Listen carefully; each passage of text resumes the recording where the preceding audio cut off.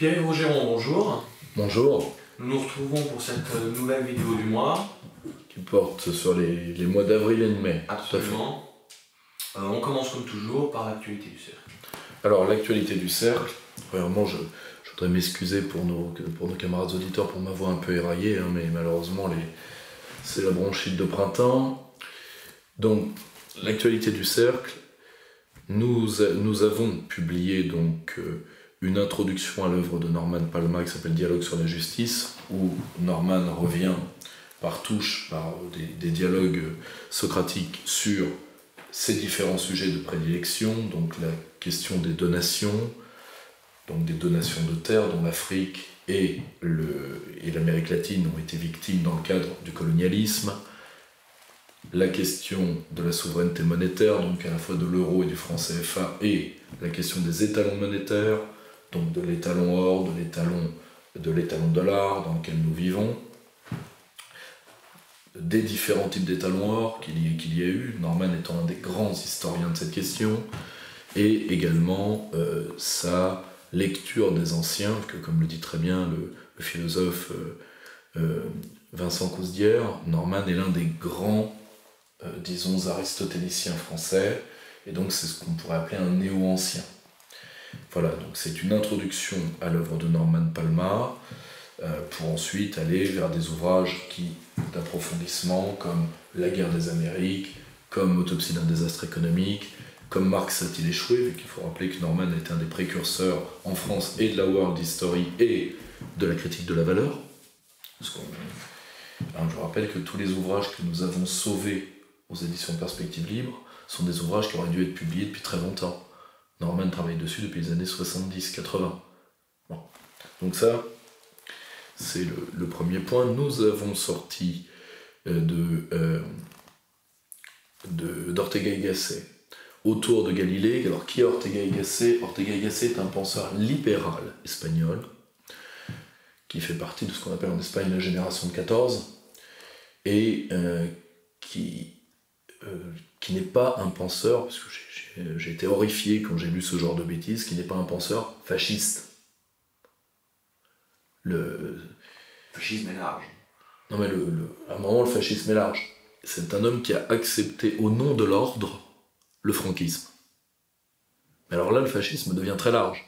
Si tous les gens qui sont attachés à l'ordre deviennent fascistes, premièrement, ça nie le caractère révolutionnaire du fascisme historique, révolutionnaire en sens courant, c'est pas un compliment dans ma bouche, c'est vouloir changer les structures sociales profondément. Et deuxièmement, c'est nier la spécificité du fait fasciste italien, qui est de terminer une union territoriale par l'intermédiaire de corps francs brutalisés par la Première Guerre mondiale. C'est un processus qui, en réalité, est dans la filiation du Rigionamento. L'Espagne, même s'il y a eu quelque chose d'approchant qui a été la phalange, est totalement différente. Et on peut pas dire... Sans parler du carlisme dont il est... Tout à fait. Mais on peut pas dire qu'Ortega y Gasset fut phalangiste. Bon, à un moment, il faut un peu d'honnêteté intellectuelle. Et en réalité, c'est un ouvrage primordial pour apprendre l'honnêteté intellectuelle en histoire des idées.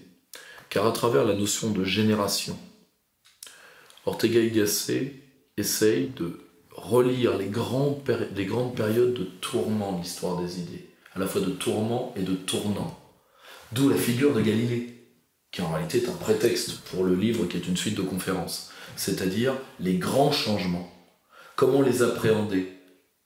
Comment appréhender la rupture et en même temps la continuité ?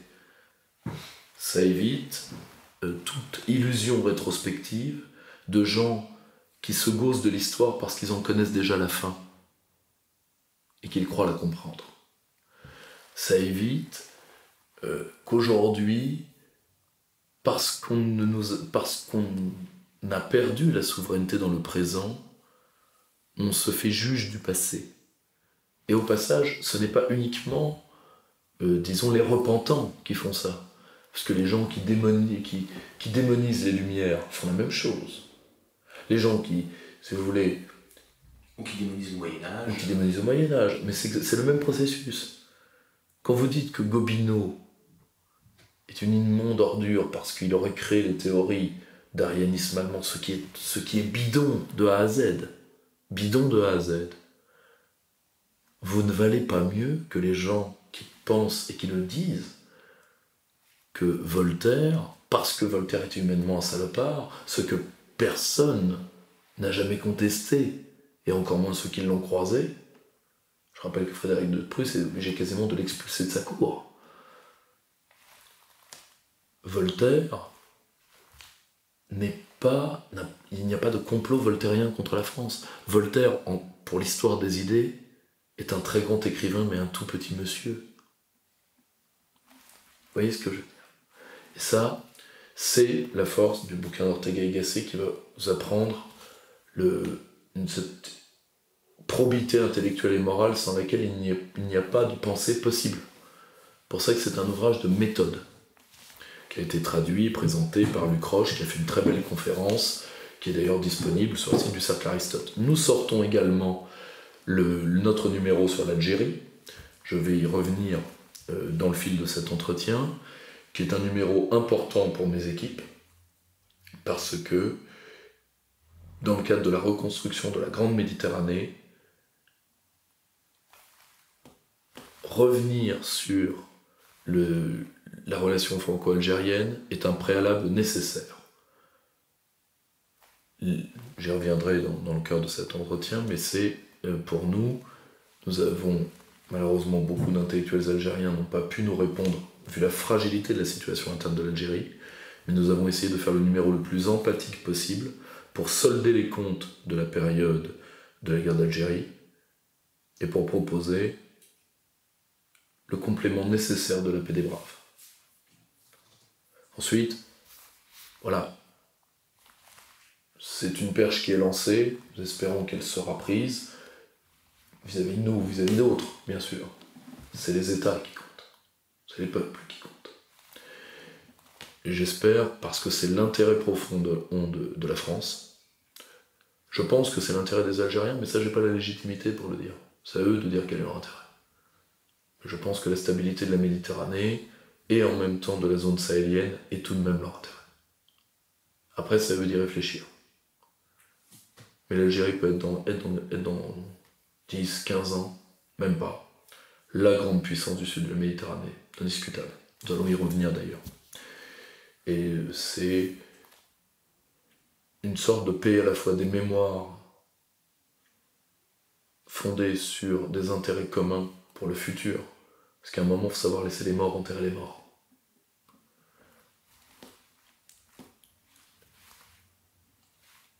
Impérativement nécessaire pour que nos deux nations puissent survivre à la grande menace pour les Algériens comme pour nous, et comme pour l'Afrique dans son ensemble, qui est la grande remontée des peuples du Sahel vers la mer, à travers une poussée démographique extraordinaire. Voilà, donc, vous avez une actualité éditoriale chargée, ça c'est le premier point. Le second, vu que je reçois souvent cette demande, et d'ailleurs, je pense que cette part-là de cet entretien va devoir être extraite pour être une petite vidéo à part, en plus. Comment nous aider? Alors, comment nous aider? C'est très simple. Nous avons besoin de 3 choses. Nous avons besoin, premièrement, de conseils logistiques. Nous avons besoin de gens qui nous aident en web marketing, qui nous aident en référencement YouTube, qui nous aident en manipulation de l'internet d'un point de vue général, qui nous aident également techniquement sur le montage, sur les vidéos, etc. Je remercie d'ailleurs l'équipe technique qui fait déjà un travail extraordinaire. Ça c'est le premier point, donc ça si vous voulez nous aider, c'est cerclearistote@gmail.com. Nous avons également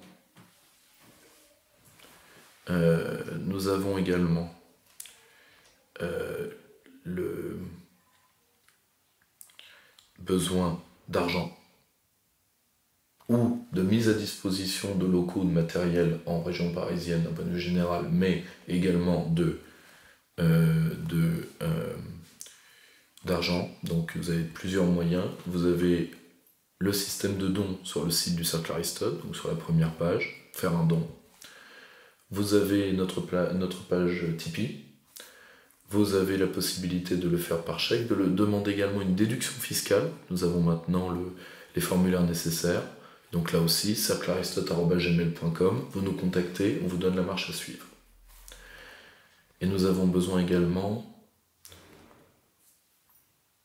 de techniciens et d'intellectuels dans quasiment tous les corps, disons, de pensée, sciences humaines et sciences dures, pour pouvoir faire des dossiers et travailler. Mon équipe est aujourd'hui constamment sollicitée.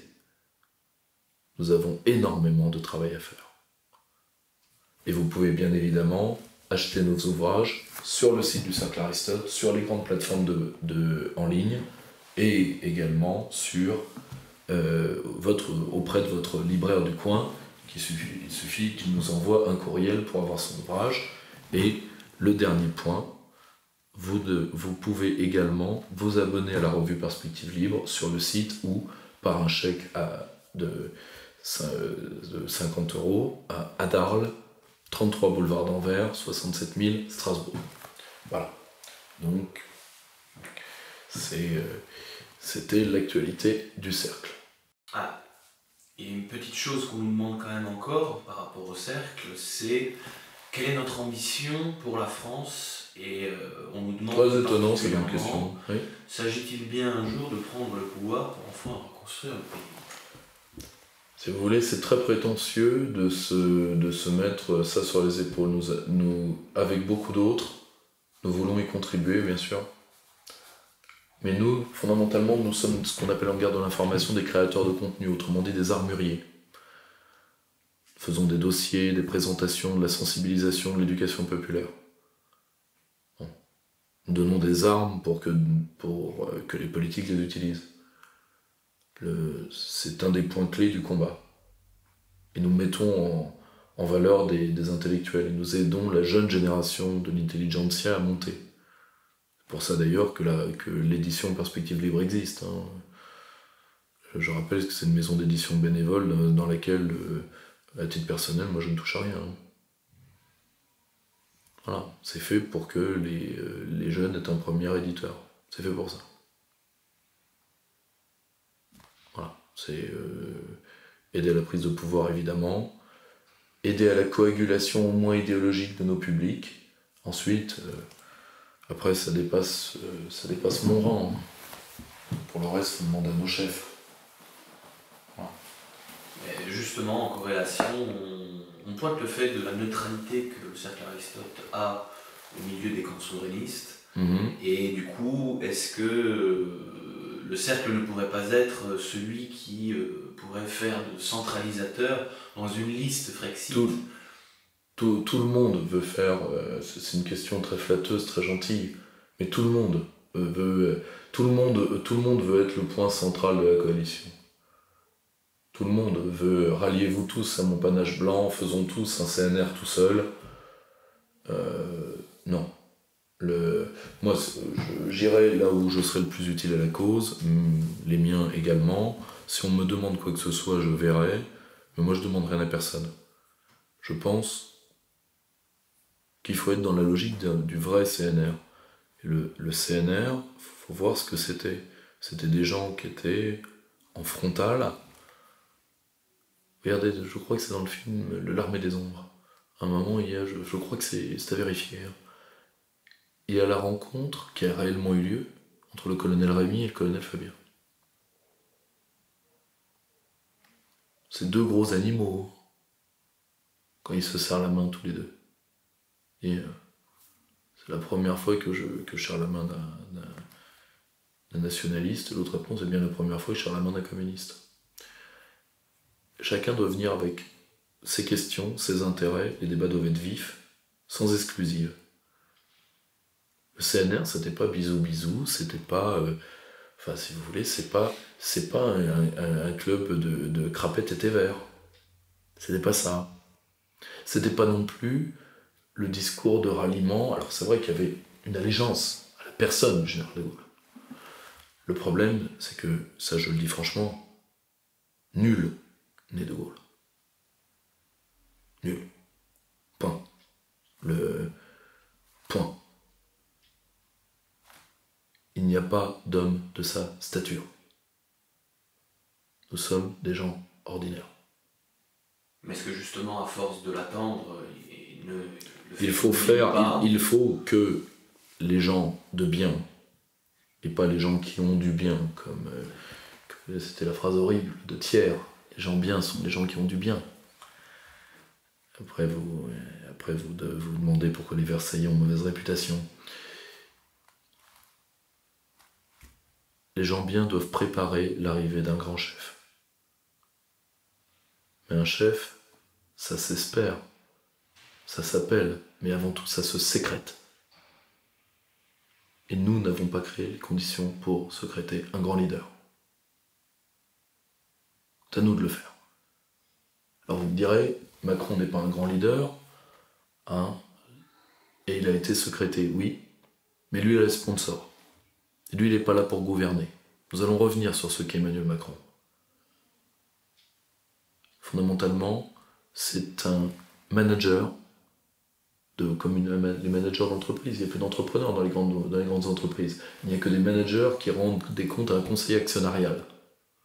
Un conseil des actionnaires, des gros actionnaires. Point. Emmanuel Macron, c'est la même chose. Nous devons sécréter un grand chef. Mais les conditions ne sont pas remplies. Ne serait-ce qu'à cause de notre division. Très bien, alors passons au dossier numéro 1, qui est un peu un pot pourri de tout ce qui est en train de bouillonner en France en ce moment. Pot pourri, le mot est bien choisi.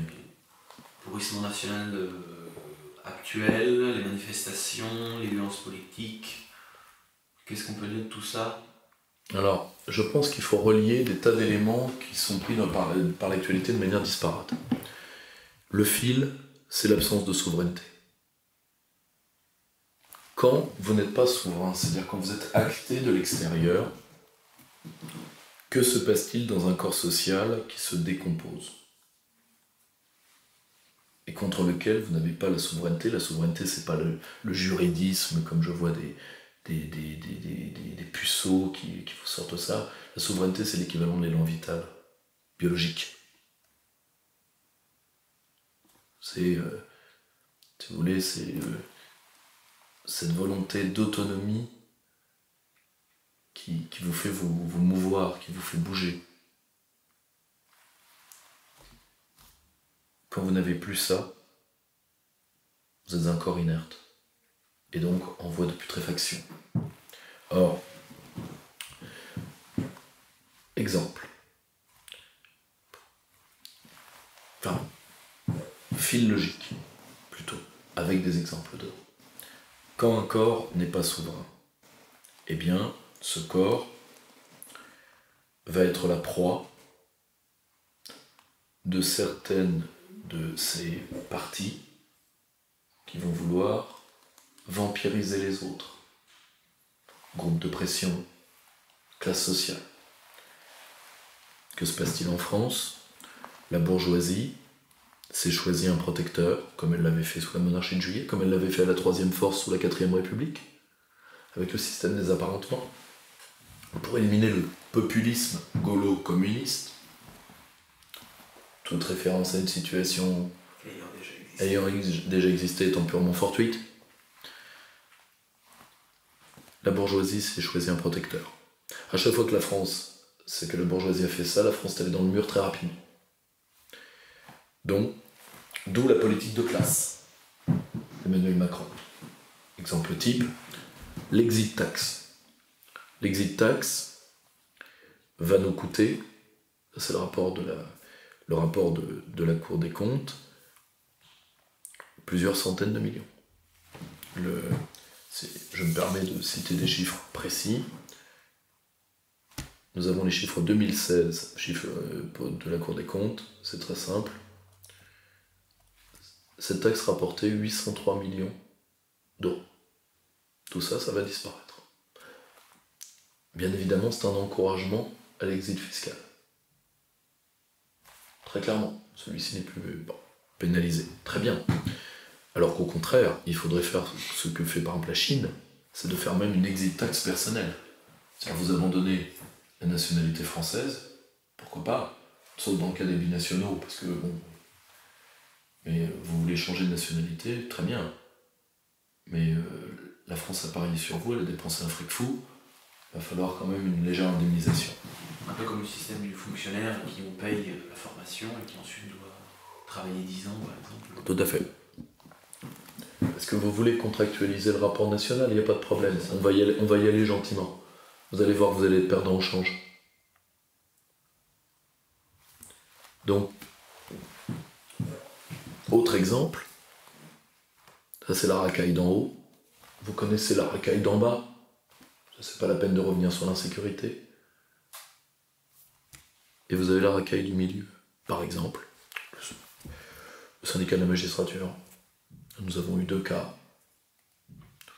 Le pauvre gosse, d'ailleurs, si on peut mettre tout ce qui est nécessaire. Je crois qu'il y a un appel aux dons pour lui, le pauvre petit marin qui va être handicapé à vie parce qu'un CPF, chance pour la France, s'est défoulé sur lui. Un petit Yanis, je crois, qui a des mœurs salafistes. Et qui ne supporte pas de voir, comme disait Brassens, les amoureux qui se bécotent sur les bancs publics. Pauvre gosse s'est interposé, maintenant il boitera à vie. L'autre a pris 3 fois rien, une claque sur la main. Bon. La même justice qui a laissé un pédophile dangereux au contact d'enfants, il a tué une petite Angélique, je crois. Qui paiera pour ça? Et après on va lui faire on va dire qu'il est malade, ce qui n'est pas vrai. Pervers. La perversion n'est pas une maladie. Pas une maladie. Ce n'est pas un trouble psychiatrique. C'est pas ça ne se soigne pas. Ce sont des manières d'être. Voilà, point. Ça ne se soigne pas, ça ne se rééduque pas. Mais la magistrature française pratique à la chaîne et de manière industrielle la mise en danger délibérée de part entière de notre population. À un moment, les gens défendront leurs enfants. Et ce jour-là, la magistrature française punira. Réellement. Cette magistrature si forte quand il s'agit de faire taire. Je crois qu'Éric Zemmour, par exemple, vient d'être condamné une nouvelle fois. Pour avoir parlé d'invasion musulmane, il est condamné au nom de la provocation à la haine raciale. Il y a donc une race musulmane, la justice française nous l'apprend. Au profit de qui? D'associations stipendiées, de commissaires aux idées propres, qui d'ailleurs ont des idées très proches de celles du syndicat de la magistrature. Là on punit, là on sort la schlag. Pour les crimes de parole. Mais les vrais crimes, non.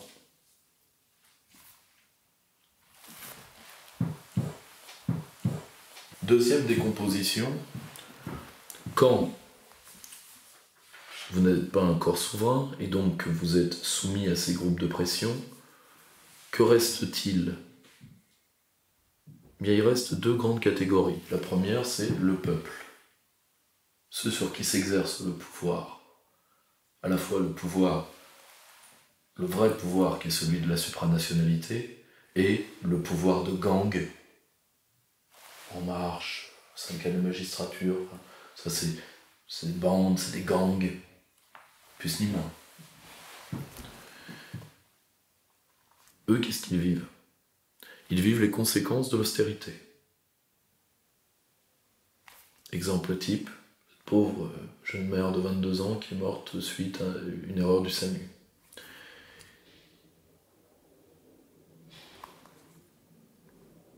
Et qu'est-ce qui reste des populations qui doivent vivre les coups de l'austérité au lieu de se coaliser Elle forme à la chaîne des petits scorpions qui vont se bouffer entre eux. Exemple, tous les petits salopards qui ont participé au lynchage numérique d'une standardiste, en mettant en plus des photos qui n'étaient pas les bonnes, résultat, une pauvre autre standardiste a été menacée de mort.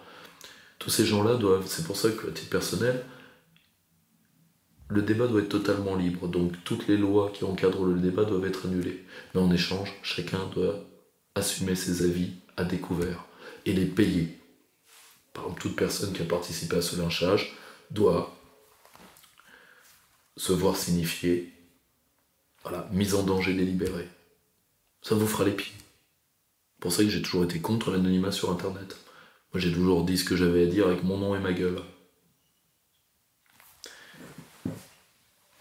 Que s'est-il passé ce jour-là? Et d'ailleurs, il faut reconnaître que ceux qui réagissent le mieux, c'est la famille de la victime, qui n'a voulu ni lynchage, ni racialisation, parce que ça aurait pu arriver à n'importe qui.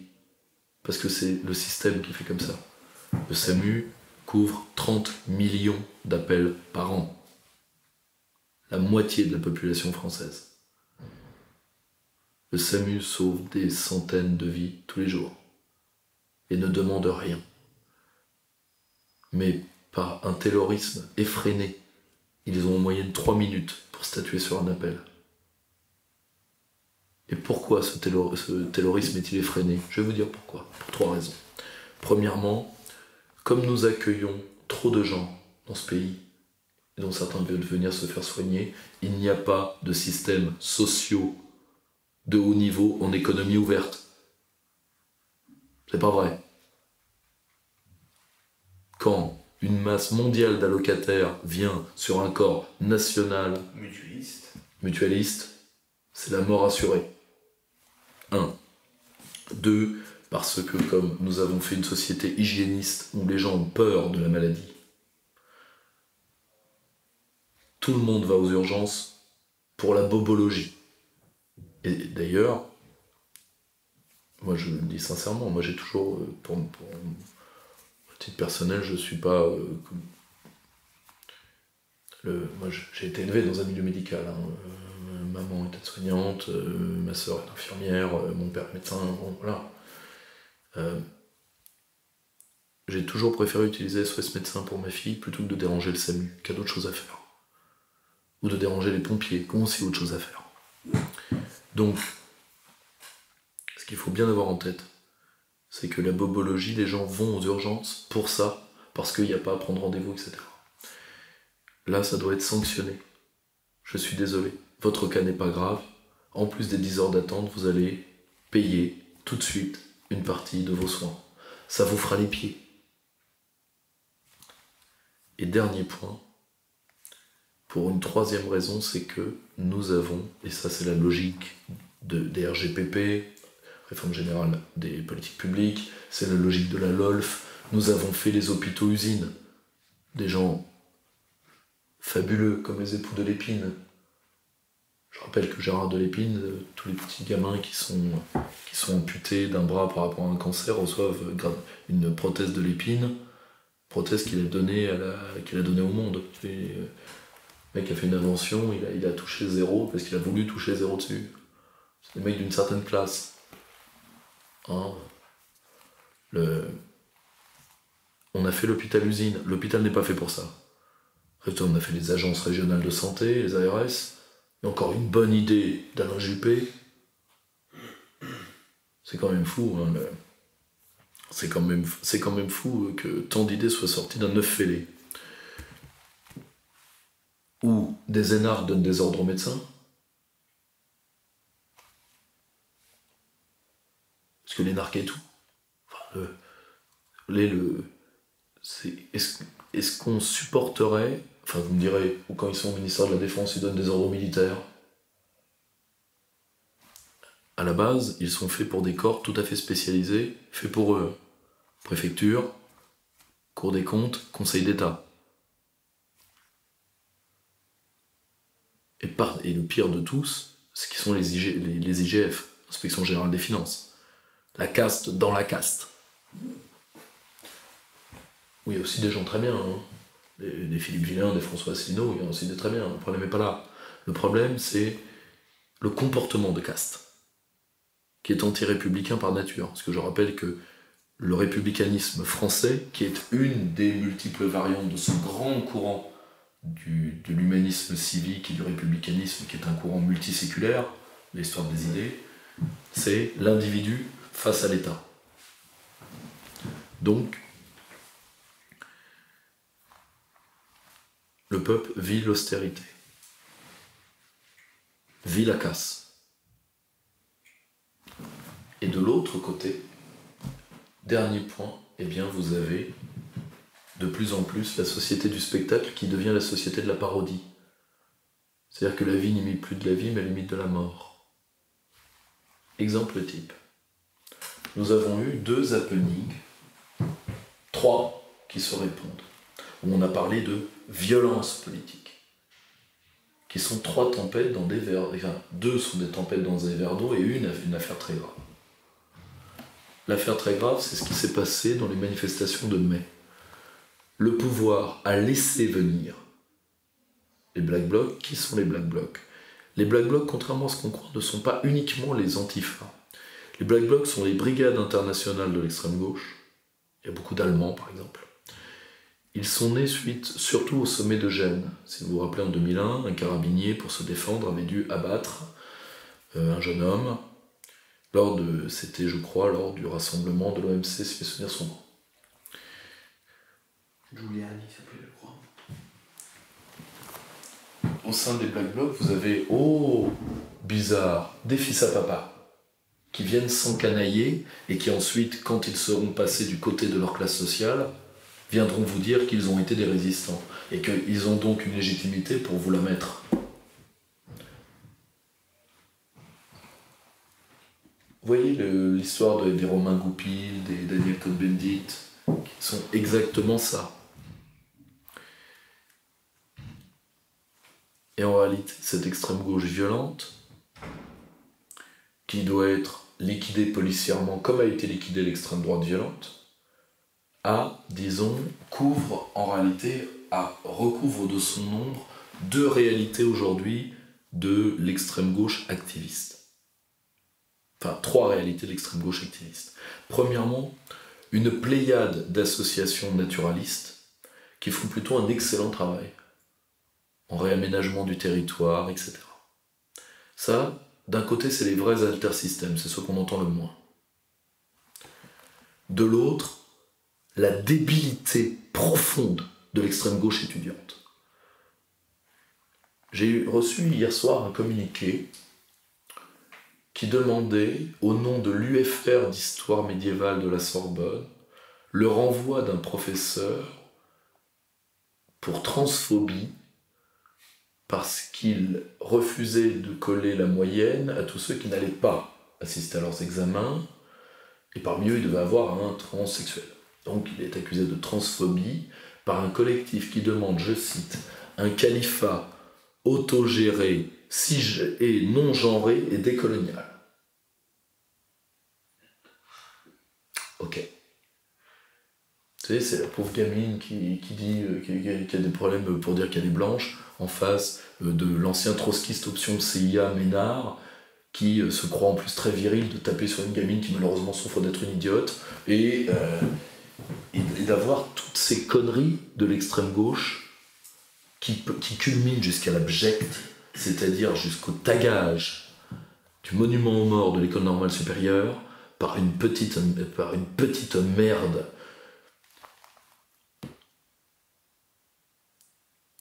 Vous savez, c'est un peu comme quand Jean-François Copé dit Macron, ce président de droite qu'on n'attendait pas.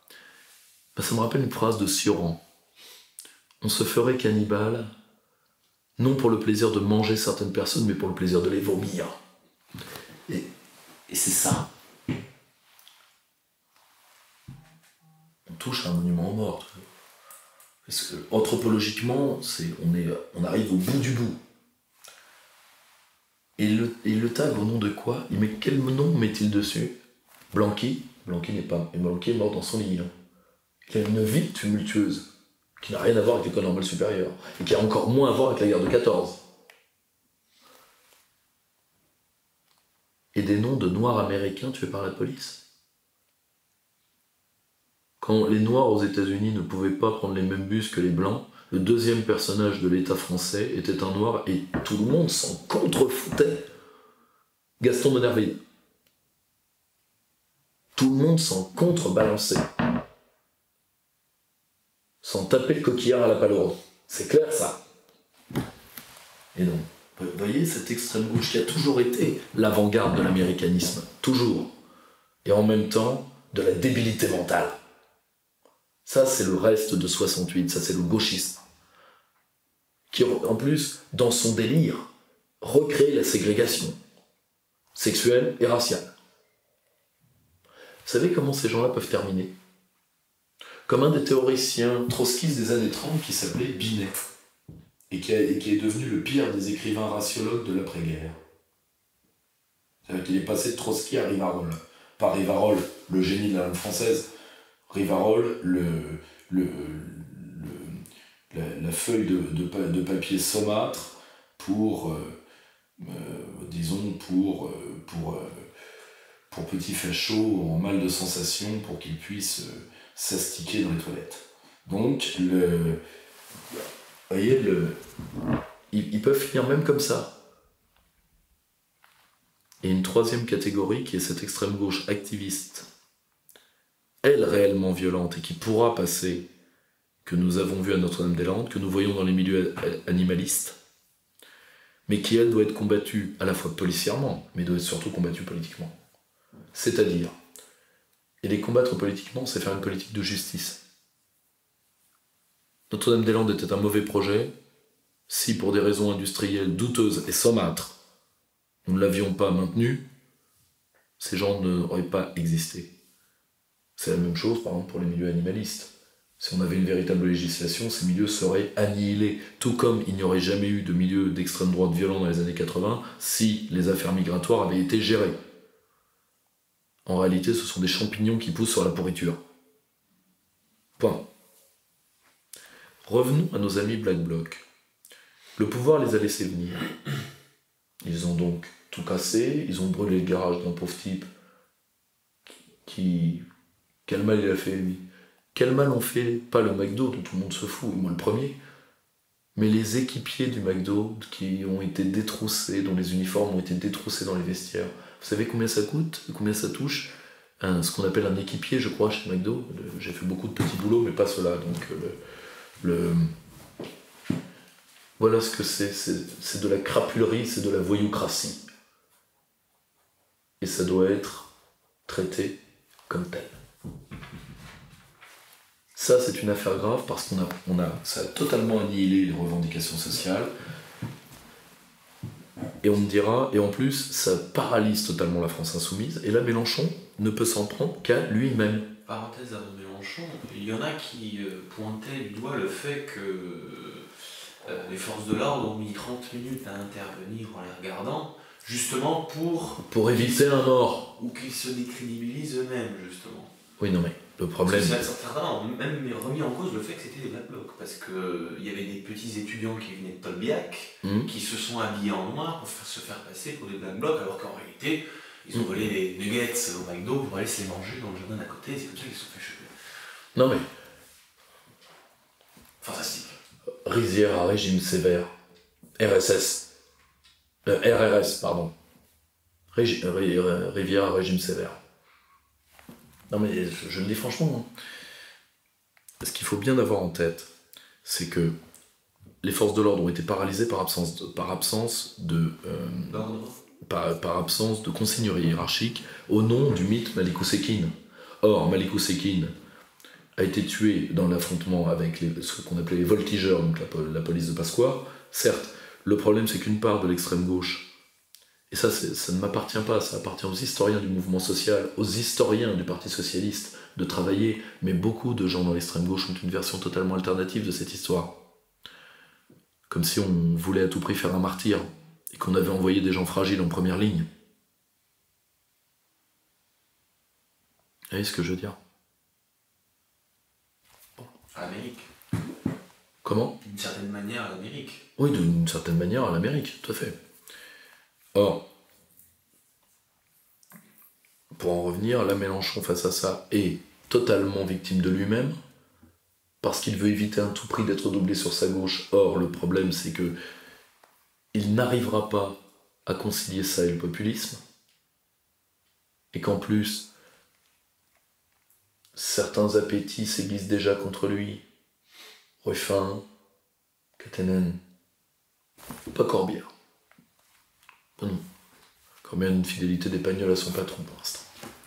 Mais beaucoup voudraient être des frontistes de gauche, c'est-à-dire des gens qui ont une clientèle électorale à 5 à 10%, qui suffit pour faire vivre un clan. C'est pas le populisme, ça. C'est la boutique. Si Mélenchon n'arrive pas à couper ça, eh bien, la marche funèbre de Jean-Pierre Chevènement est devant lui. Point. Le constat. Oui, parce qu'il avait tweeté au début, je crois... Que c'était de la violence d'extrême droite, oui. L'extrême droite combattante n'a pas 1200 hommes en France à mettre en face de qui que ce soit. Puis de toute façon, eux, on les aurait pas laissés venir. Parce que ce sont des individus fichés, connus, sauf les fils à papa qui viennent s'encanailler et qui seront employés de banque dans 6 mois. Point barre. Ensuite, vous avez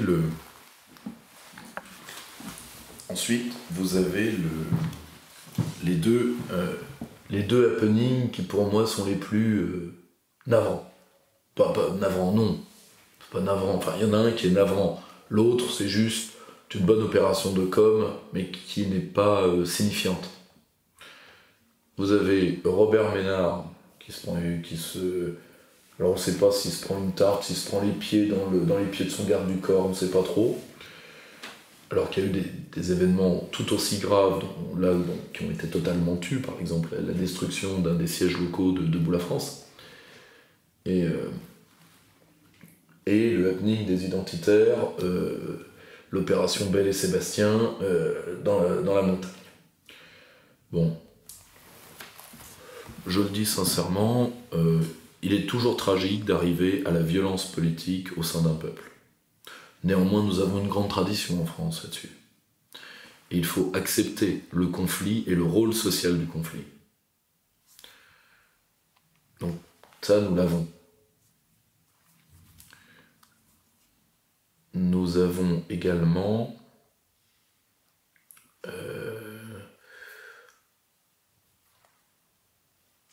une autre possibilité, enfin une autre variante de cette culture du conflit, qui était, disons, tout ce que nous avons fait pour l'acclimater, pour la calmer à travers la constitution de l'État social. Et il est tout à fait normal que, comme nous sommes en train de détruire l'État social, la culture du conflit pour le conflit violent revienne. Tout à fait normal. Or... Parce que c'est une énergie sans forme, sans canalisation. Tout à fait. Et aussi parce que ça a été un moyen l'État social est en réalité une somme de rapports de force qui est arrivée, disons, à retirer l'aspect profondément déstabilisant de la lutte des classes, qui, elle, est je ne dirais pas que c'est une nécessité, mais de toute façon, c'est une permanence. Donc, il faut en prendre acte, et on a fait l'État social par rapport à ça. On est en train de nous détruire. Il est tout à fait normal que les cultures violentes, et le problème des cultures violentes, c'est que soit elles sont canalisées par des chefs et des doctrines, soit elles sont prises par le lumpenprolétariat, qui lui fait ce que le lumpenprolétariat fait, c'est-à-dire pourrir. C'est exactement ce qui arrive à une part de l'extrême gauche. Voilà. Et le problème, c'est toujours grave d'en venir aux mains vis-à-vis d'un élu. Toutefois, Robert Ménard est un professionnel de la provocation. Provoquer, c'est obtenir une réaction. Eh bien, Robert Ménard a eu la rançon de cette provocation. Voilà.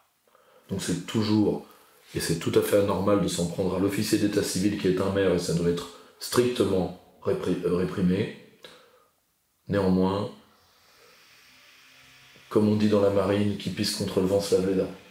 Voilà. On peut différencier provocation et politiquement incorrect. En réalité, le politiquement incorrect aujourd'hui est devenu lourdement une provoque. Et juste une culture de la provoque. C'est-à-dire c'est un sous-gauchisme. Point barre. Largement. Ce n'est... En réalité, les gens qui se disent politiquement incorrects ne s'en rendent pas compte, mais parfois, la contre-connerie peut être d'une connerie abyssale, comme le disait très bien le philosophe Paul Thibault. Deuxièmement, en réalité, il y a deux visages des Lumières, la raison, parfois jusqu'au génie, Rousseau, qui est d'ailleurs un auteur tout à fait à part, parce que c'est un objecteur des Lumières plus qu'autre chose.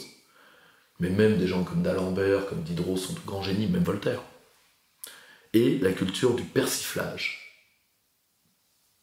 Et en réalité, le politiquement correct, à défaut d'avoir la première, j'en parlais encore avec un grand éditeur qui est un de mes amis, qui me dit le lectorat intelligent pour les essais reste à gauche, quoi qu'on en pense. Parce que la droite bourgeoise lit les pages Chaumont du Figaro. Et cette droite-là, comme elle n'a pas de culture à opposer, d'ailleurs ce n'est pas pour rien que le camp national repose sur des intellectuels de gauche, ou d'anciens intellectuels de gauche. Jacques Sapir, Mao, Arbulot, Mao, Claude Rocher, stalinien, Laurent Henninger, trotskiste. Je continue. Régis Debray, guévariste. Marcel Gaucher, Emmanuel Todd, stalinien. Finkielkraut, en partie. Zemmour qui vient de la gauche, à la base. En tout cas, cette génération-là. Non mais, oui. Le gros problème, c'est que sociologiquement, il y a très peu d'intellectuels qui viennent de la droite. Et généralement d'ailleurs, ils viennent pas de la droite, ils viennent de l'AF. Ce qui est différent. Dans le même politique spectacle d'ailleurs, vous avez eu l'entartage de Coquerel par un gamin de l'AF, donc pas non plus... Enfin, faut pas porter plainte contre le gosse, mais bon, c'est pas non plus hors norme comme niveau. Mais, à défaut d'avoir la pensée, on a le persiflage. Et ben, le politiquement incorrect, je suis désolé, c'est avant tout du persiflage. En plus, comme ce n'est pas une culture de la proposition, c'est une culture du commentaire. Donc une culture de loser. C'est-à-dire, moi, comme je sais que je vais être sur le banc de touche, je vais vous raconter le match, à défaut de le faire. Je suis dur, hein, mais c'est un constat. Donc voilà ce qu'il y avait à dire du cas Ménard. Je le dis sincèrement, je regarde ça sans larmes. Ensuite, vous avez l'opération de com très réussie d'ailleurs des identitaires. Donc l'opération Belle et Sébastien dans la montagne, qui n'a pas été poursuivie parce qu'il n'y a pas eu d'acte de violence. Aujourd'hui, il y a, a priori, il y a quand même une persécution judiciaire qui va avoir lieu. Le pouvoir se déshonore quand il fait ça. Le pouvoir se déshonore, il n'y a aucun lieu de les poursuivre, il n'y a aucun lieu de les acclamer non plus. Parce que, oui, ça fait voir... la démonstration fait voir que les frontières ne sont pas gardées, ce que les gens savent.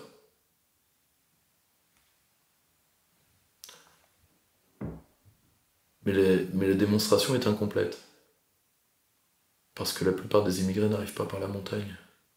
Ils arrivent par Roissy-Charles de Gaulle. Et ils arrivent protégés par un ordre juridique qui n'est pas le nôtre, et auquel nous ne pouvons pas toucher, et auquel les identitaires ne veulent pas toucher. D'accord ? Donc, comme vous ne voulez pas, et comme vous ne pouvez pas toucher à l'immigration, qu'est-ce que vous faites ? Vous touchez à l'immigré. Que se serait-il passé si un des immigrés avait voulu passer ?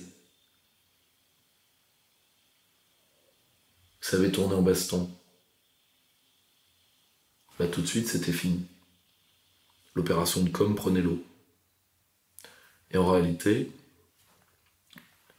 contre quelle immigration faut-il lutter en premier? L'immigration des riches. Parce que c'est l'immigration des riches qui fait venir les pauvres. Pourquoi la vague migratoire n'en est qu'à son début? Parce que l'Afrique est sortie des grandes guerres et des grandes famines pour l'instant. Et se développe un peu. Et c'est quand ça se développe un peu que les gens ont les moyens de partir. Et c'est les plus riches, les plus dotés de capital symbolique, social et financier qui partent. Le manque d'encadrement que signifient ces départs, parce qu'ils ne deviendront pas chefs d'entreprise ou administrateurs dans leur pays, fait que ceux qui sont moins dotés partiront après, mais sont nécessairement plus nombreux. C'est donc l'immigration des riches qu'il faut arrêter d'abord, en disant « nous formerons nos ingénieurs nous-mêmes, nous formerons nos médecins nous-mêmes ». Fini le numerus clausus pour pouvoir faire venir des médecins béninois à pas cher. Je vous rappelle qu'il y a quand même plus de médecins béninois en région parisienne qu'il n'en a dans tout le Bénin. Vous voyez ce que je veux dire? C'est ça qu'il faut faire en premier, et pour ça il faut se débarrasser de l'ordre juridique immigrationniste, qui est un ordre communautaire.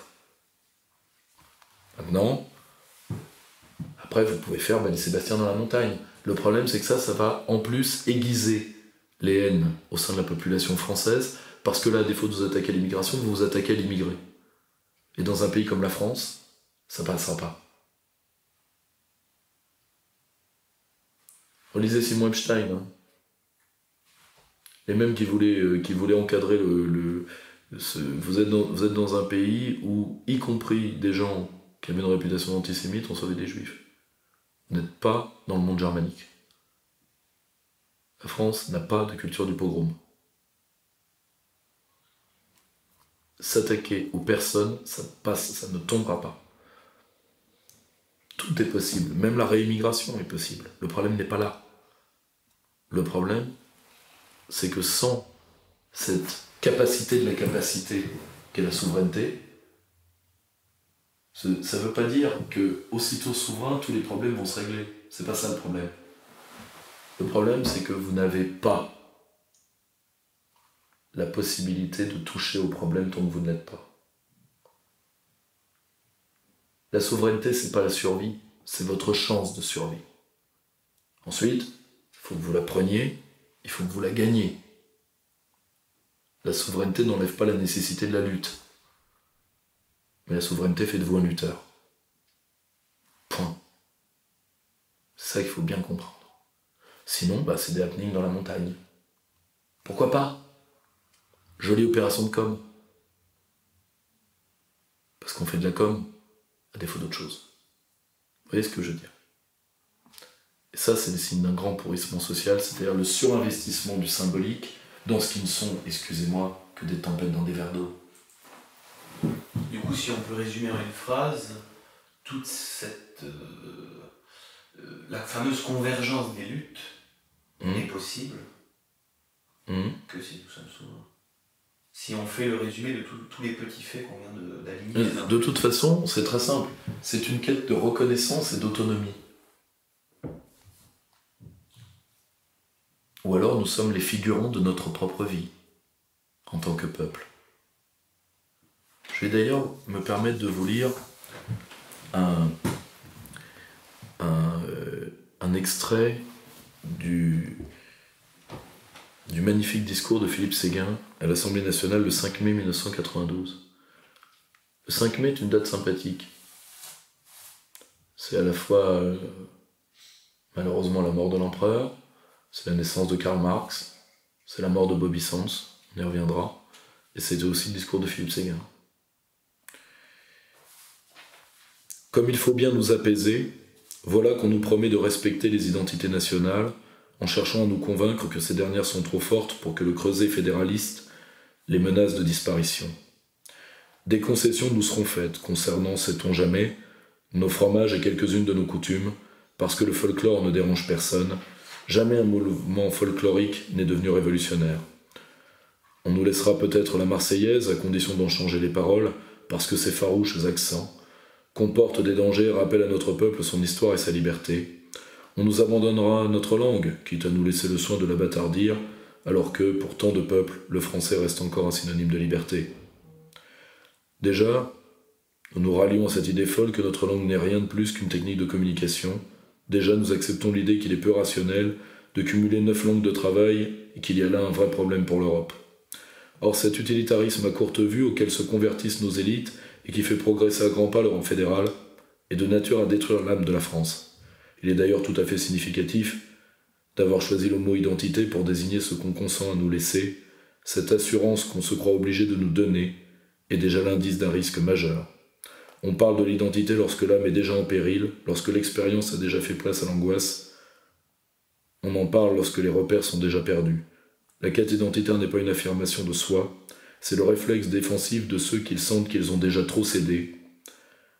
En ne nous laissant que l'identité, on nous concède donc pas grand-chose, en attendant de ne plus rien nous concéder du tout. Sur cette conclusion, on peut dire magnifique, je pense. Passons à une question un peu plus profane et de nos jours, qui est l'union des droites de Nicolas Dupont-Aignan et sa critique de l'euro qui aujourd'hui est quasiment mise en place. Je reçois beaucoup de courriers, je le dis, inutilement hostiles à Nicolas Dupont-Aignan. Je garde à titre personnel toute mon admiration pour le personnage et ses équipes. Il y a des gens formidables autour de lui, je pense à Gerbert Rambaud, je pense à Jean-Philippe Tanguy, je pense à... et même des gens qui restent dans son entourage, je pense à mon ami Claude Rocher, à d'autres. C'est inutile. Ensuite, je pense qu'il est très intelligent, donc il sait très bien que l'union des droites ne se fera pas. Parce que la droite aujourd'hui, elle est macroniste. Dixit, Jean-François Copé. Oui, non mais l'homme autodidacte Estrosi est un... Voilà. Le rôle absolument délétère que joue pour la France quelqu'un comme Arnaud Danjean au service du président. Et ça ne fait que commencer.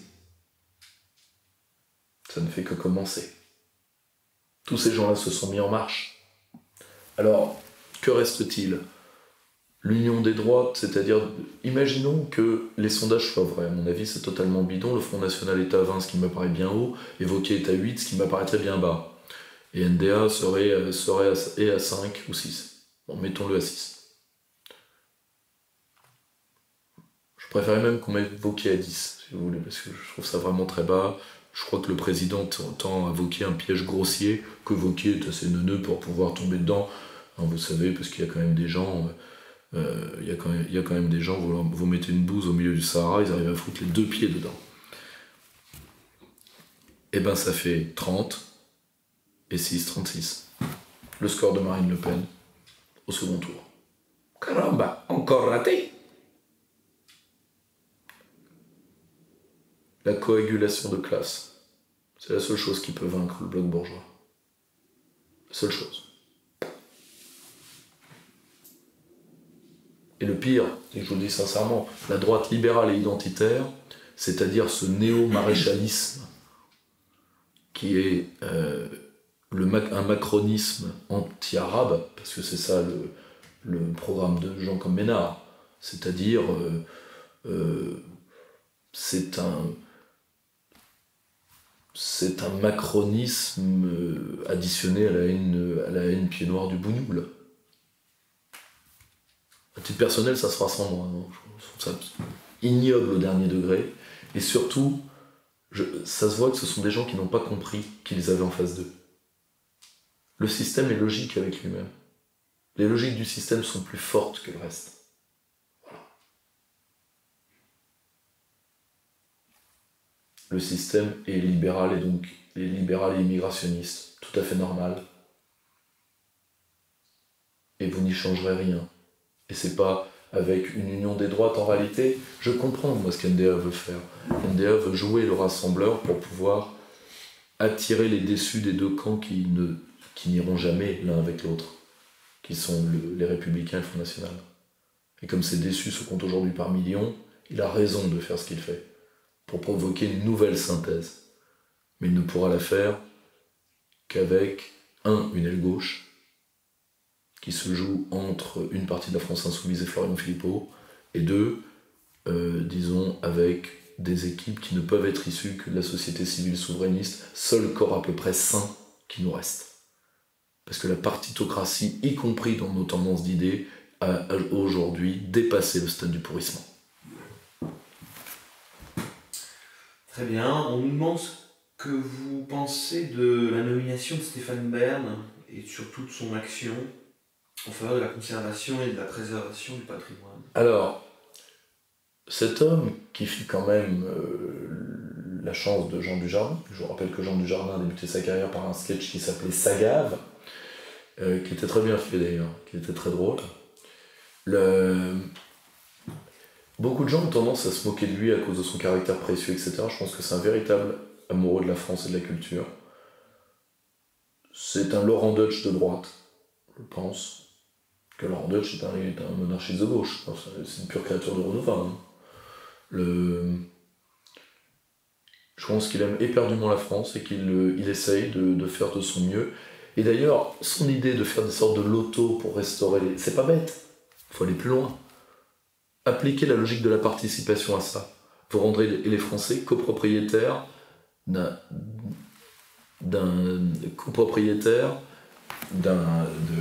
patrimoine architectural et immobilier millénaire. Et on sait que ça marche à chaque fois qu'on est arrivé à médiatiser les besoins de restaurer un château. Quand on les a médiatisés en médias de masse, on est arrivé à rentrer dans les frais. Je vous donne un exemple très simple. La Grande Croix de Colombey, les 2 églises. En 3 jours, tout a été payé. 3-4 jours. C'est passé 20 secondes au JT de TF1, ce qui permettra de prendre la place tout de même de sujets qui, je trouve, sont un tout petit peu trop traités dans certains JT, parce qu'à la fin, on se croirait sur BFM. L'été, il fait chaud. L'hiver, il y a de la neige. En automne, attention, il y a les feuilles. Et au printemps, il y a les fleurs et les petits oiseaux. Bon, il faudrait faire des trucs plus palpitants, tu vois, du genre... tu vois, une émission toute nouvelle qui s'appellerait Déchiré comme un drap pauvre, présentée par Jean-Vincent Placé en soirée, tu vois. Tu vois, du genre... avec une sorte de jeu concours à la fin, et à la fin, tu gagnes des valeurs de la République, tu vois. Donc, même pas.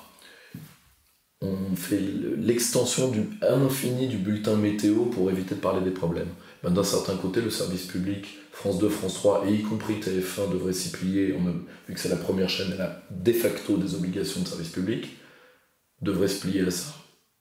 Et ça serait, je pense, une réussite. Pour ça que moi, c'est pas du tout quelqu'un pour qui j'ai du mépris. Hein.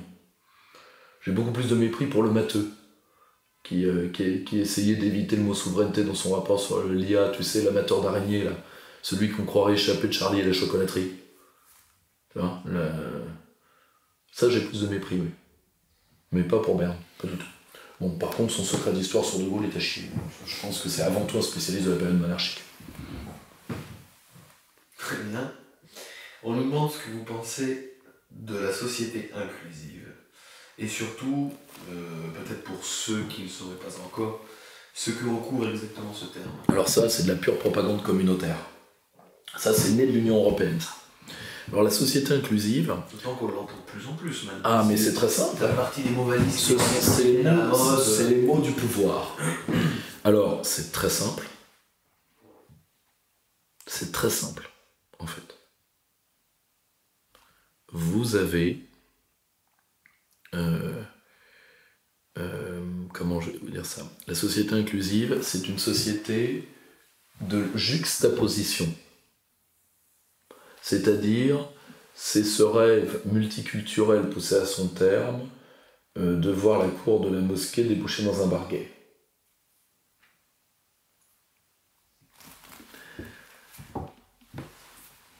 Je pense que celle-là, je vais encore me faire des potes.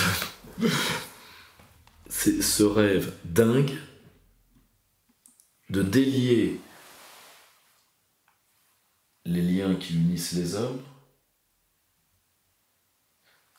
C'est-à-dire, c'est une société sans fraternité. Parce que la fraternité, ça a un prix. Ça a 2 prix même.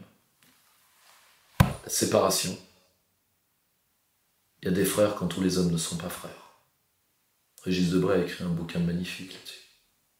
Un de ses plus grands livres. Et la verticalité, la transcendance. C'est ça les prix de la fraternité. Et qui dit transcendance dit sacrifice. Parce que le plus haut que soit vaut que parfois on doive sacrifier le moi. Ce qui élève uni, qui est notre devise. Qui est notre devise au cercle, qui est une sublime phrase de Peggy. La société inclusive est la société froide, carcérale et procédurale du droit et du contrat. Là où le lien social se réduit au consentement, ce qui peut aller très loin, hein, ça peut aller au mieux vers du glauquisme strauss-kahnesque, et au pire, jusqu'à ce qui se passe après 50 nuances degrés. C'est-à-dire d'une société éminemment sadique. Que le sadisme, ça se fait par consentement. Entre le sadique et le masochiste. C'est ce que je veux dire. Donc, une société où le lien social est digéré vers le consentement, une société où la règle de droit se substitue à l'être individuel, au rapport individuel et au rapport culturel. Donc à la spontanéité d'ailleurs. Bien sûr, c'est pour ça d'ailleurs que c'est une société, aujourd'hui on en est au contrat sexuel là. Et l'application qui est sortie où vous pouvez signer le contrat de consentement avant de passer à l'acte. Avant de passer à l'acte. C'est-à-dire que maintenant, on va devoir garantir par contrat un nombre d'orgasmes à sa partenaire. C'est atroce. Et où est la vie dedans ? C'est une société de l'artificialité. Que c'est une société qui est anti-vitaliste. C'est une société... Quel est l'être qui est à la fois, d'ailleurs, c'est un être omniprésent dans notre rapport à l'imaginaire aujourd'hui, qui est à la fois mort et vivant. Le zombie. D'ailleurs, on en a tout le temps, des zombies. Tout le temps. Et Quelle est la définition que l'Union, parce que c'est l'Union européenne, donne de la société inclusive ? Alors c'est très simple, Guillaume Bernard avait écrit dans un ouvrage qui s'appelle Guerre civile et modernité, un très bon article là-dessus, je crois que c'est l'accord cadre de 2006, qui définit la notion, c'est une société où l'intégration est un processus à double sens. Ils arrivent, tu plies. Tu comprends ? Donc à la fin c'est une société de la juxtaposition et non de la communion, et donc ça devient une société de la haine. Et là nous tombons sur le cœur du problème, les effets anthropologiques de la fin de la souveraineté, c'est-à-dire la création à l'échelle industrielle de sous-hommes qui vont se bouffer et se sauter à la gueule entre eux. Une sorte de guerre civile de tous les jours, fait par des lâches. C'est le retour aux pré-sociétés de Hobbes, finalement. Alors c'est la phrase, l'homme est un loup pour l'homme, qui est de Plaute, que Hobbes reprend. Et là oui, ça va être ça. La guerre de tous contre tous. La guerre de tous contre tous, c'est ça. La destruction de la société. Mis à part que là, ça va pas être fait par la peur de la mort violente, qui au moins faisait un certain courage anthropologique, ça va se faire par la saloperie de l'employé de bureau, par des guerres de couloirs, et ça va être une guérilla mentale faite par des porteurs d'agrafeuses, quoi. C'est-à-dire une sorte de sécession dans la termitière. Je suis pas sûr qu'il y ait... Enfin, c'est l'enfer de Dante. C'est l'enfer de Dante. Il n'y a certainement pas de vision plus cauchemardesque.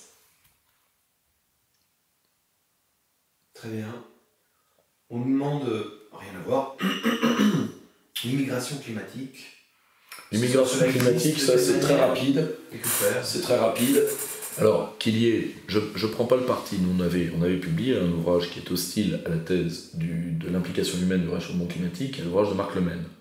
Mais nous n'avons pas à prendre, moi je l'ai publié juste parce qu'il n'aurait pas eu le droit d'être publié ailleurs, ce qui est anormal. Mais je pense qu'il y a que ce soit la thèse du réchauffement à facteur humain, que ce soit la thèse des historiens du climat, d'un réchauffement normal, que ce soit la thèse solaire, ce que vous voulez, ça va avoir des effets, donc des déplacements de population. Que l'Union européenne veut utiliser en faisant trop de pression sur l'ONU pour que par la propagande onusienne, elle obsède tout le monde avec le terme de réfugiés climatiques pour créer, exactement sur le modèle des réfugiés, une nouvelle filière migratoire. Parce que le tout, c'est de légitimer les arrivées massives aux yeux des populations. Donc, après vous avoir fait le coup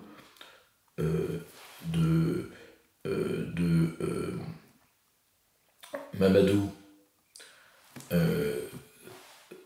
Syrien venant d'Érythrée, mineur de 33 ans, de réputation homosexuelle, fuit la guerre avec smartphone. Fuit la guerre avec son smartphone pour pouvoir terminer son équivalent des essais de Montaigne, eh bien, on va vous faire le même, mis à part que, on va dire, voilà, on va y rajouter les ours blancs qui se noient, les bébés phoques, parce que tout le monde aime les bébés phoques, et les écureuils, quoi. Voilà, bon, si tu veux, voilà, il a fui son pays pour ne pas terminer grillé comme un écureuil, et puis, si tu veux, ça va être cavalcade à WTF, quoi. donc voilà, c'est tout. Donc ça, c'est alors que, qu'est-ce qu'il faut faire ? Ces populations veulent rester chez elles. Le déracinement n'est pas tout à fait un choix, surtout que aujourd'hui, parce qu'il y a les smartphones, parce que tu restes en réalité dans ta culture d'origine, ils vont vers des diasporas dans lesquelles généralement ils sont pas toujours si bien accueillis que ça. Donc, il faut les aider à rester chez eux et à développer un mode de vie qui s'adapte au climat. Entre autres, des transferts de technologies massifs. Et ça, c'est de notre responsabilité. Parce que si l'Afrique, à cause de notre droit des brevets, n'arrive pas à créer une civilisation écologique, ce qui va être le grand défi de l'Afrique, qui a connu quand même le plus grand exode rural de l'histoire de l'humanité. Hein. Les villes africaines sont parfois de véritables chancres, je pense à Lagos particulièrement. S'ils n'arrivent pas à créer ça parce que nous les maintenons dans un état de dépendance technologique, c'est sur nous que ça va retomber. Hein. À un moment, voilà, il faut refuser la propagande, mais ça ne veut pas dire qu'il ne faut rien faire. Mais là encore, il faut être dans la culture de la proposition et pas de l'opposition en soi. Très bien, ça nous amène de manière assez logique, je trouve, sur la place de la France dans la Méditerranée, pour compléter du coup ce que l'on disait sur le numéro sur l'Algérie. Alors c'est très simple. Pourquoi l'Union pour la Méditerranée avait échoué ? C'est parce qu'on avait voulu mettre l'Union européenne dedans et que comme l'Allemagne veut nous priver de la mer, c'est pour ça d'ailleurs qu'il y a un gros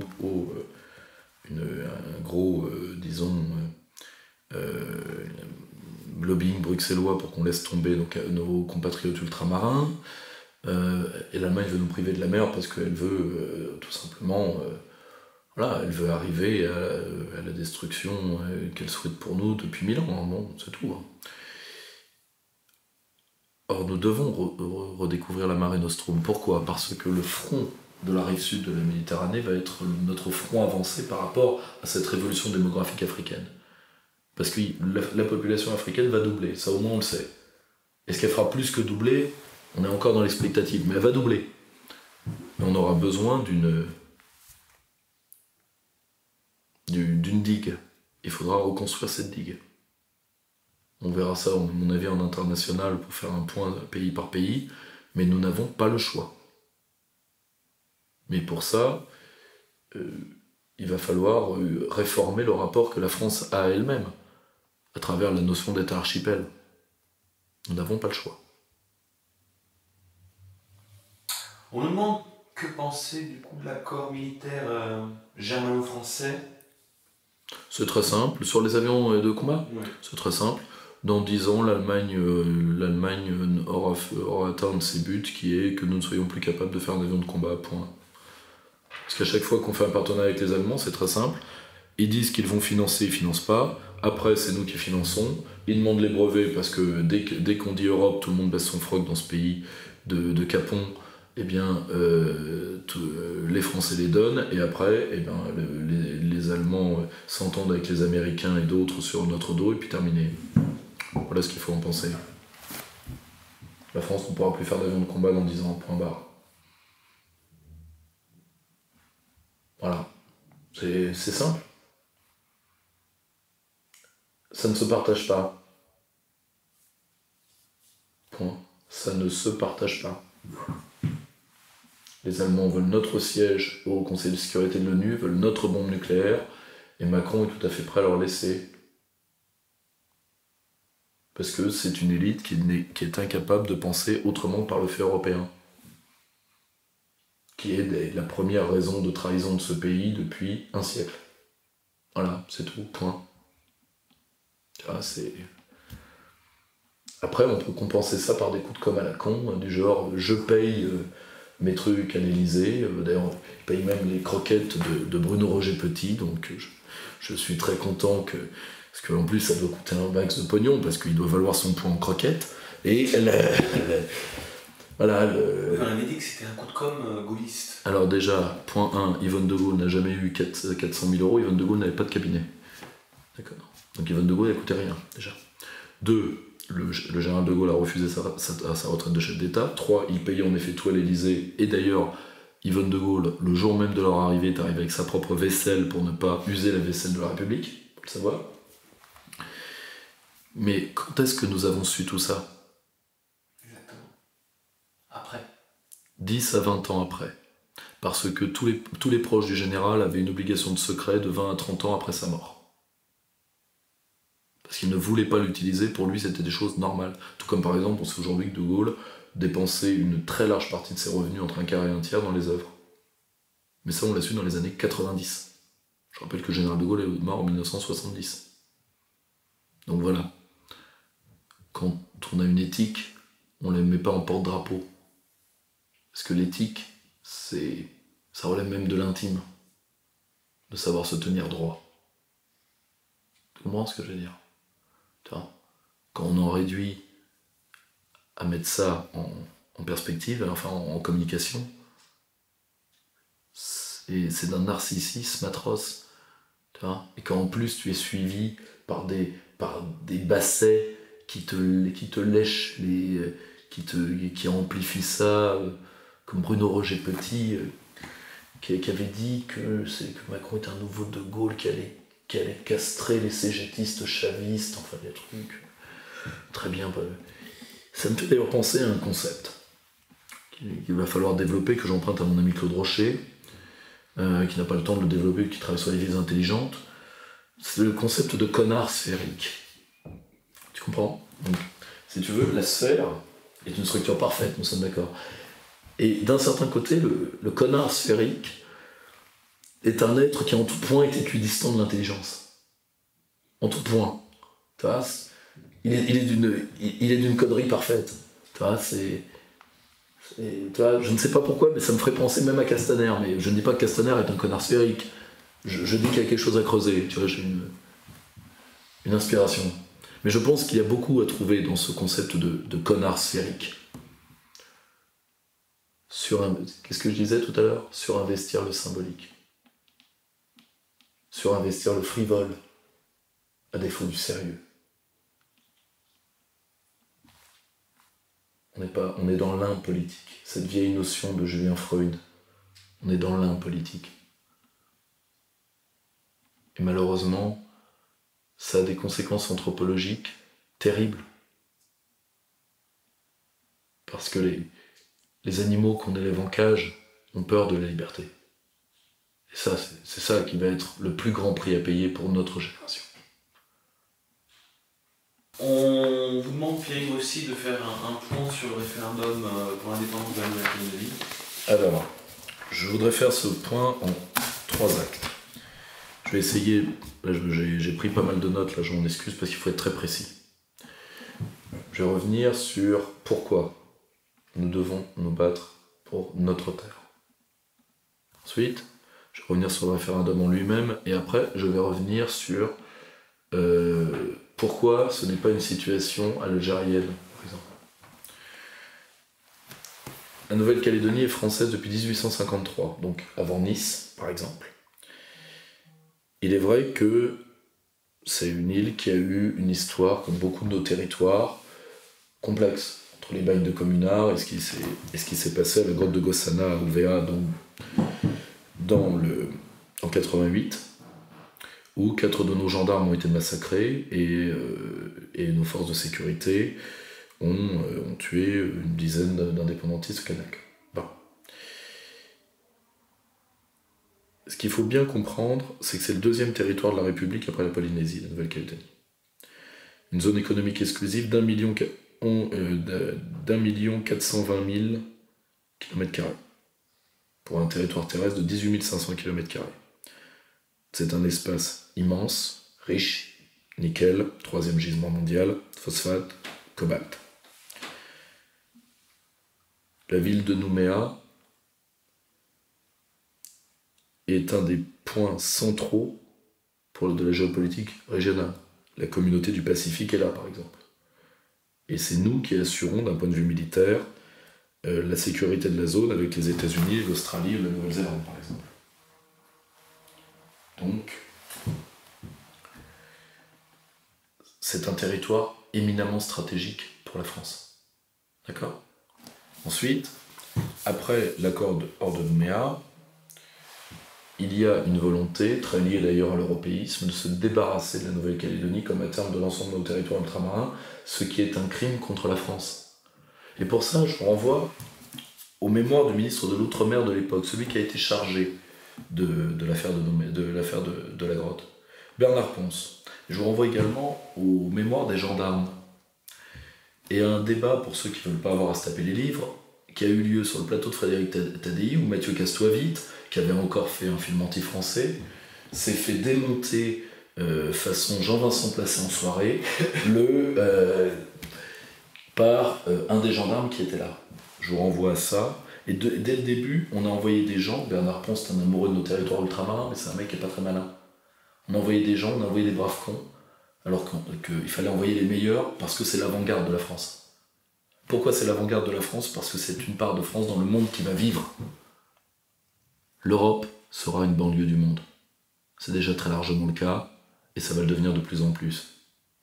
Et ça, c'est inarrêtable, parce qu'on ne se substitue pas à la volonté de vivre.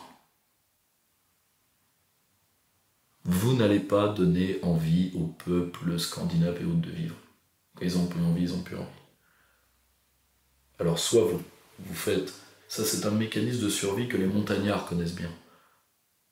Quand tu es dans une cordée et que les mecs sous toi dévissent, tu coupes la cordée. Seul moyen de survivre. D'accord ? Donc, un point sur le référendum.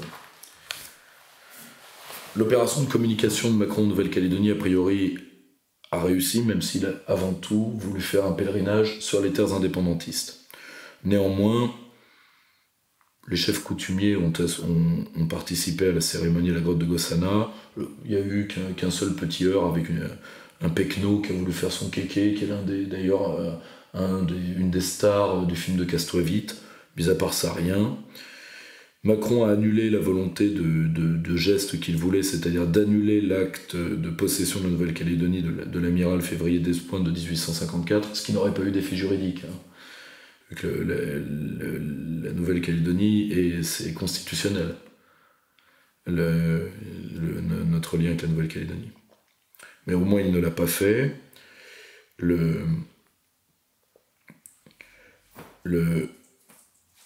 Ensuite, il a fait le service minimum, c'est-à-dire il aurait dit au théâtre de Lille que la France serait moins belle sur la Nouvelle-Calédonie. Je rappelle que son obligation constitutionnelle est de veiller à l'intégrité de notre territoire, mais ça, je suis pas sûr qu'il ait lu la Constitution, en tout cas s'il l'a lu, il l'a pas compris.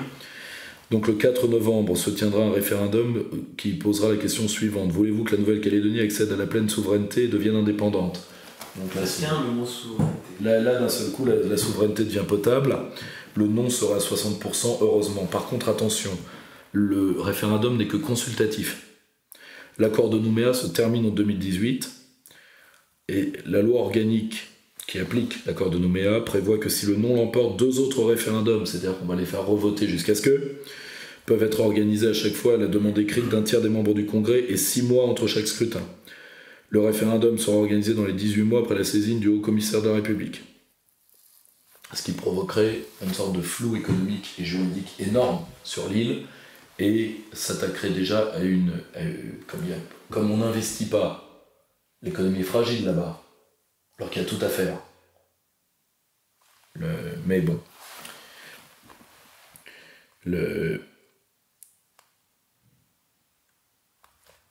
Et donc, on ferait un nouvel accord dans ce cadre-là. Et un nouvel accord où on pourrait mettre indépendance, association, souveraineté partagée, ce qui permet de balancer le bébé sans heurts. Ce qu'il faut bien comprendre, c'est qu'à un moment, tous les transferts feront une indépendance de fait. Ça, c'est la logique qui va suivre le référendum. C'est pour ça que le combat ne doit pas s'arrêter au référendum. Il ne suffira pas de voter non.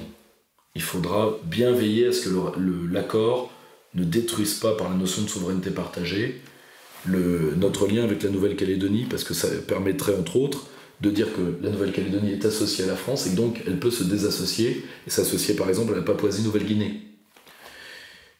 Mais le problème, c'est que tout le dossier est suivi par des anti-français.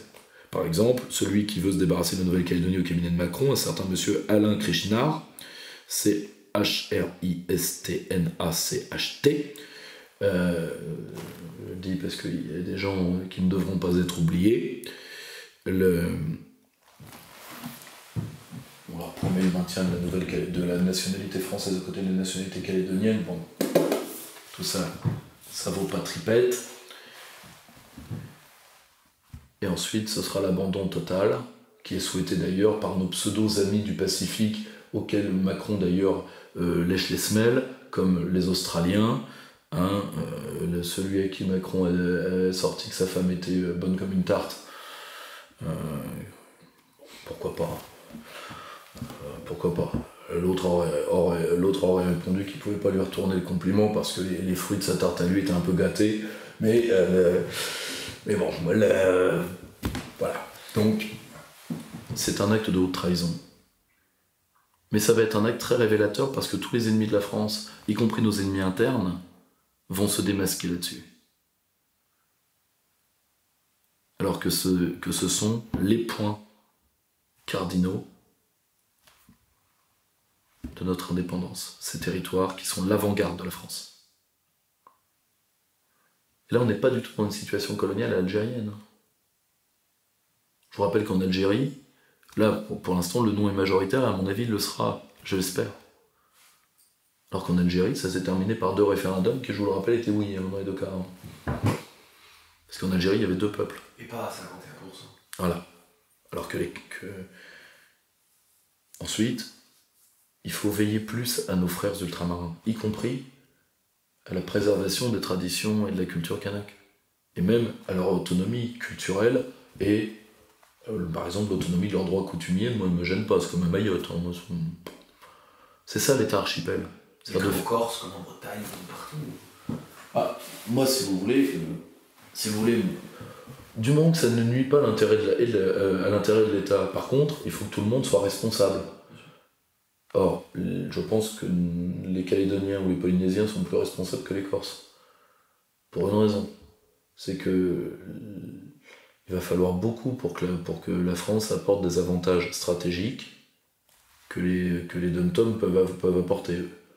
Parce que pour l'instant, mis à part le caractère corse, qui lui est quelque chose de positif, nous n'avons rien trouvé à faire de stratégique de l'île.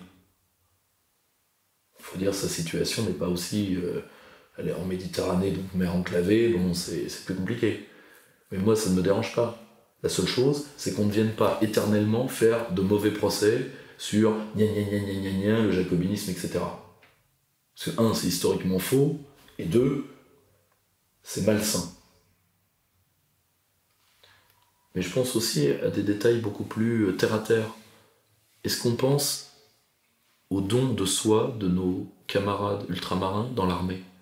Ils voient leur famille tous les 3-4 ans, parce qu'eux, ils doivent aller de l'autre côté.